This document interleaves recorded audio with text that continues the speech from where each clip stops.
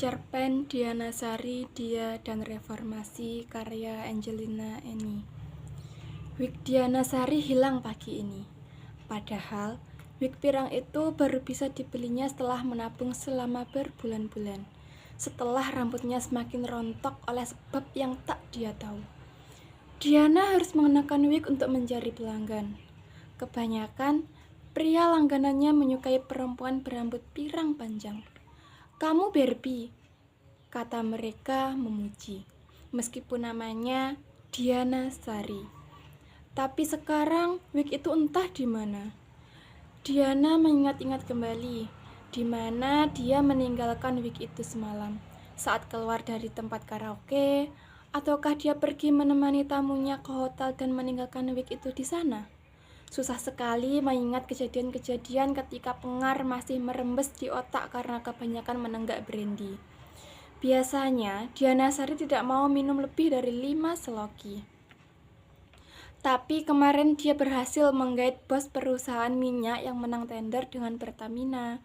Konon, susah sekali menembus kerjasama dengan perusahaan yang sudah dimonopoli oleh keluarga presiden.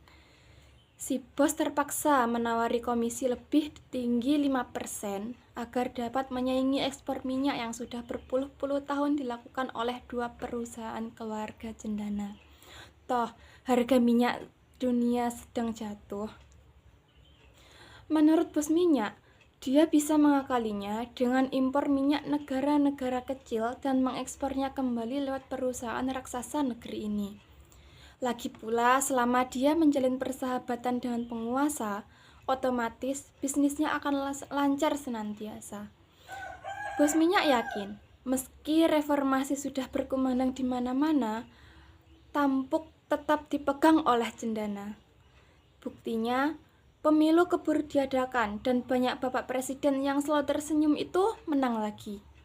Kalau dihitung-hitung sudah seumur hidup Diana, dari zaman dia masih sekolah di SD kampung, foto bapak presiden itu selalu tergantung di depan kelas. Tahun lalu, saat dia menjenguk ibunya yang mengajar di sekolahnya dulu, kelas itu masih menggantung foto si bapak presiden. Figurannya masih sama, dengan warna keemasan yang sudah pudar. Hanya foto pendampingnya saja yang berganti-ganti setiap 5 tahun. Layar televisi di ruang karaoke itu berganti menayangkan berita. Rupanya, si bos minyak sudah bosan bernyanyi. Tertangkap oleh mata Diana yang lentik, beberapa kelompok masyarakat sudah ramai berdemonstrasi siang tadi.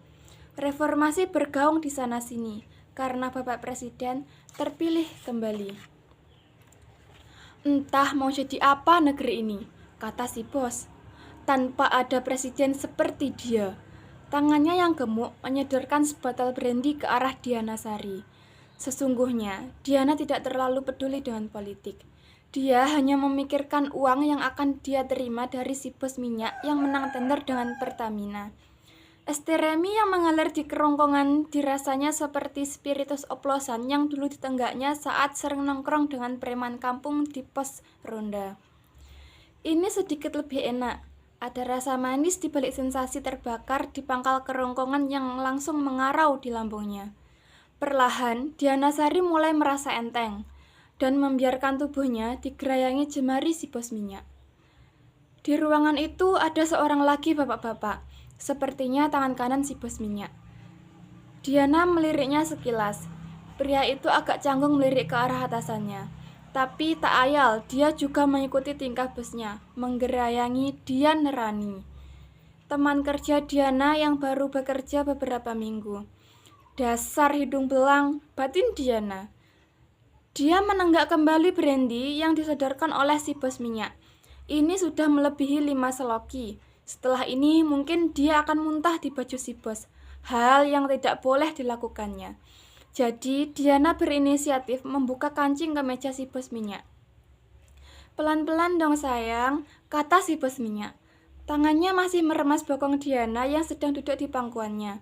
Diana Sari tidak suka bokongnya diremas, mengingatkannya pada pacarnya yang kurang ajar di SMP dulu.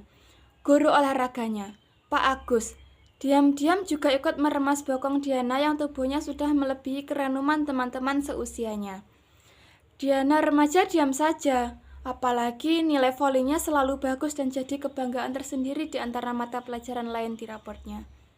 Diana Sari menggeleng, berusaha menghilangkan pengar setelah seloki kelima. Dia sudah tidak berbusana sekarang, tinggal BH dan celana dalam. Entah kapan dress merahnya dia tinggalkan atau ditinggalkan. Sebentar lagi dia pasti blackout. Sekelebat telinganya menangkap sandiwara cinta Nike Ardila bersanding dengan suara sembar si bos. Bosan, mungkin itu sifatmu. Bosan, Diana bosan pada pria-pria ini yang selalu menganggap tubuhnya adalah boneka mainan sekali buang. Benci bila ingat dirimu. Benci, Diana benci pada dirinya sendiri. Tubuhnya yang selalu ranum memaksanya menelan segala tatapan air liar lelaki. Bosan, terserah apa maumu. Terserah apa maumu. Diana Sari mulai terkikik-kikik. Di satu titik dia marah, tapi kemudian dia sumarah. Jalanku masih panjang. Jalannya masih panjang, memang. Tapi apa yang akan dia lakukan kemudian? Melakukan pekerjaan ini terus-menerus? Gadis karaoke di plaza kecil kota Jakarta? Benaknya kosong. Diana Sari sudah rebah di sofa ketika kepalanya diguyur oleh Steremi. Mendadak, ruang karaoke yang remang-remang itu menyala terang. Segerombolan orang berpakaian hitam-hitam merangsek masuk, mengikat tubuhnya yang telanjang dan menyeretnya ke gedung bioskop di plaza yang sama. Diana tidak sadarkan diri saat para prajurit ninja itu memperkosa dirinya, menggorok lehernya dan meninggalkan jasad telanjangnya di kursi merah bioskop. Seolah-olah dia mati senang saat menonton film porno dengan tubuh telanjang.